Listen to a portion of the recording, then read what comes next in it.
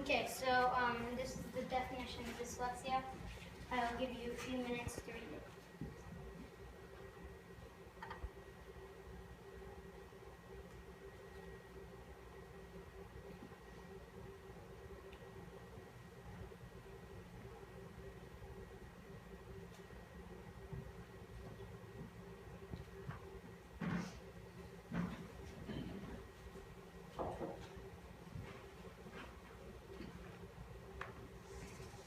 Alright, so I was born with dyslexia, so my left side of the brain is different than people without it. So here's the picture. This is a non-impaired brain that doesn't have dyslexia. There's a lot going on over here. And over here with the dyslexic brain, there's not that stuff going on over here.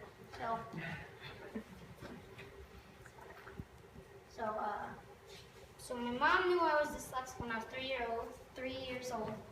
She showed all the symptoms of dyslexia, and she worked on me with rhyming, hearing, sounds, and she read to me and taught me the alphabet.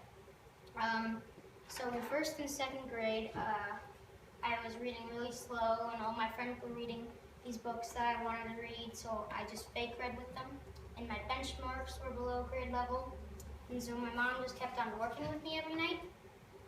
And so at third grade, I was finally doing really well because my mom's work paid off.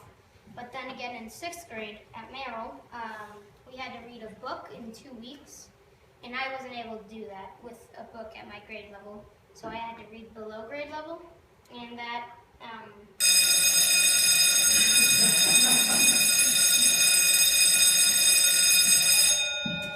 so that was not that great for me in sixth grade. But in seventh grade, I asked my language arts teacher if I could just read a book as long as I wanted to, take my time if I did like a project every 2 weeks on it or something. So that worked, and with all my mom's work and stuff, I was able to really not be that impacted with dyslexia.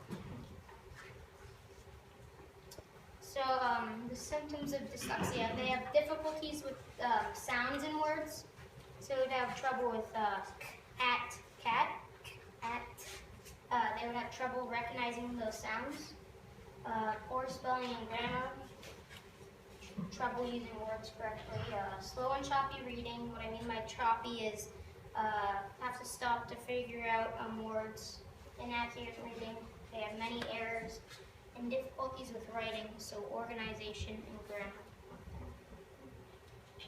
So what dyslexia is not seeing numbers or letters backwards. Dyslexia has nothing to do with vision. It's a brain issue, and it is not writing letters backwards or mirror images of words. This behavior is common between ages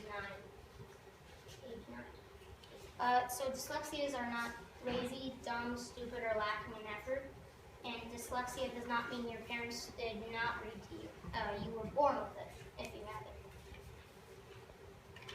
Alright, so we're going to do a dyslexic simulation so you can feel like a dyslexic. So when you see Q, pronounce it as D or T. When you see Z, pronounce it as M. When you see P, pronounce it as B. When you see B, pronounce it as P. When you see YS, pronounce it as ER. When you see A, as in bat, pronounce it as E as in pet. When you see E as in pet, pronounce it as A as in bat.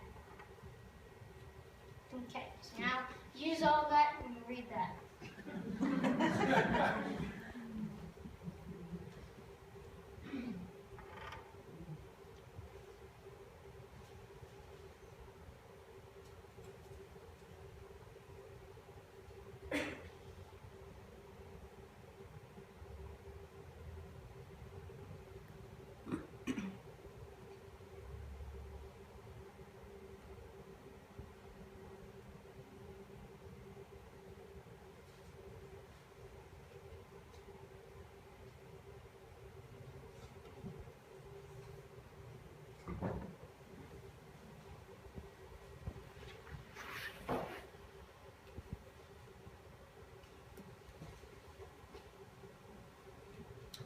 Anyone want to share how that felt? My hard. So, dyslexics have a hard time remembering phonics. So this is what it actually said. And I'll give you a few minutes to read.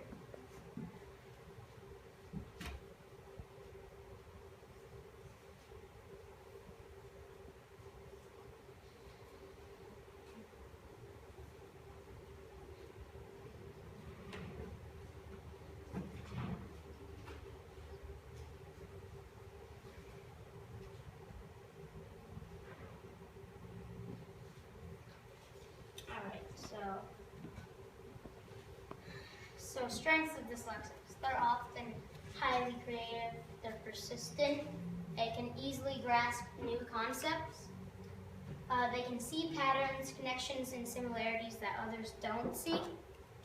They're excellent at solving puzzles, they're holistic, they see the big picture, don't get lost in details, and go to the important aspects. They're excellent comprehension of stories read or told to them, strong reasoning skills, understand abstract ideas, and inclination to think outside the box. And dyslexics are 4 times more likely to become self-made millionaires than the regular population.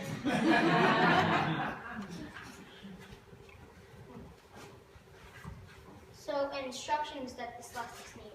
They need lots of work with sound, lots of repetition with phonics, direct instruction in grammar, constant reading practice, with feedback, phonics-based and phonics-based spelling instructions. So here are some famous dyslexics. I wanted to include this slide because kids need to know that they are not alone. They can do anything.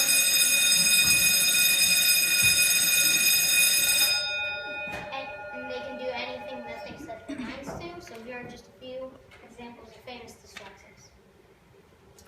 Albert Einstein. My diary is a disaster. I can't spell at all. I spell the same word completely differently in the same sentence. Steven Spielberg. Movies really helped me, kind of saved me from shame, from guilt, from putting it on myself when it wasn't my burden. I think making movies was my great escape. It was how I could get away from all that. Tom Edison. This is a persistence quote for him. I have not failed, I have just found 10,000 ways that won't work. Leonardo da Vinci.